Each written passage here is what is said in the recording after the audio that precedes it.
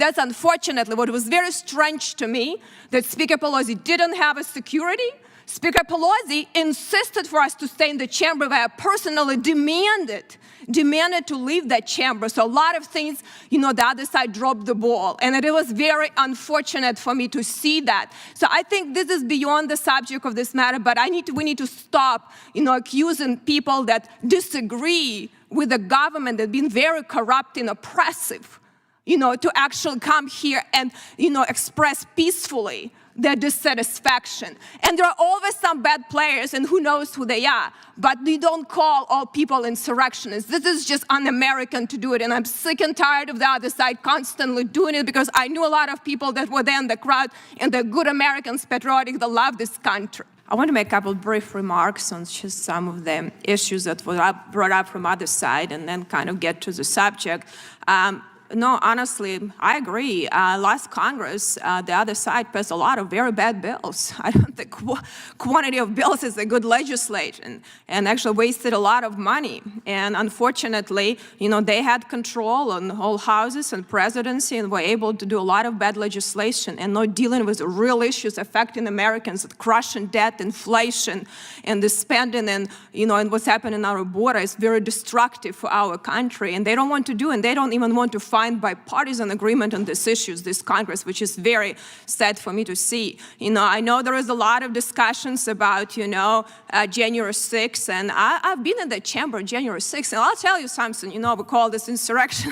I'll have to tell you, if the people that show up there wanted to do it, they would have succeeded, but they didn't show up for that reason. It was people that were upset, because the quality of people came there, they were mad, because we are not governing for the people.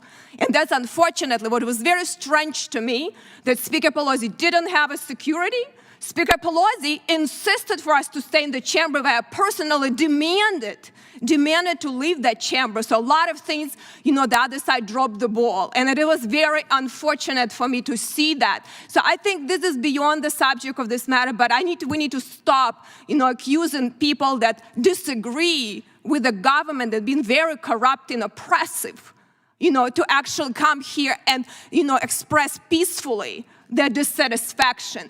And there are always some bad players, and who knows who they are, but we don't call all people insurrectionists. This is just un-American to do it, and I'm sick and tired of the other side constantly doing it, because I knew a lot of people that were there in the crowd, and they're good Americans, patriotic, that love this country.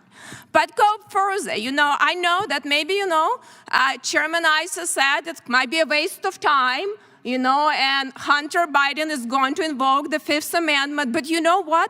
What he's doing right now, beyond that, it is a blatant disregard of congressional subpoena. That's how he does. He actually dares enough. No other American would show up actually in the face, of Congress and defy and say, I'm going to decide how things are going to happen. This is just disrespectful. Only someone who thinks a little too much of himself would go actually do something. People might disagree, fighting in the courts, but not in the face.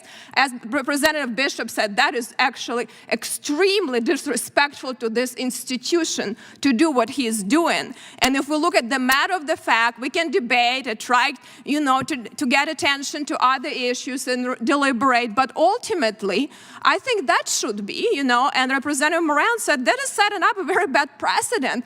If the other side decide, that somebody can just act like that with the Congress, they might shoot themselves in the foot, because next Congress, there could be something different, and they will be on the other side, because we're setting up a precedent, but somebody's going to decide if they're going to comply or not with the deposition subpoena. And I don't think this institution, should allow that happen. If this is a very serious impeachment inquiry, if Hunter Biden wants to explain what's happened, he has a chance to come. And it's not like in a deposition you have just one side. You have both sides, equal amount of time. Everything can be questioned. So it's a very bipartisan process, but not a 5-minute presentation that will just go until he do just here for 5 minutes talking points with his lawyers. And it's not going to really get to the subject matter, because subject matter at stake, it's extremely serious. I think we should start taking actually impeachment inquiries and proceedings much more seriously than the other side did. It's not a politics, it's not a joke. We're a serious institution, and I do not think people think that way here now, and it's unfortunately what we became a circus, entertainment, and talking points, and not really looking at issues seriously. It's sad for me to see, and I think this is a reflection, on where we are heading as a republic, and it's a sad reality.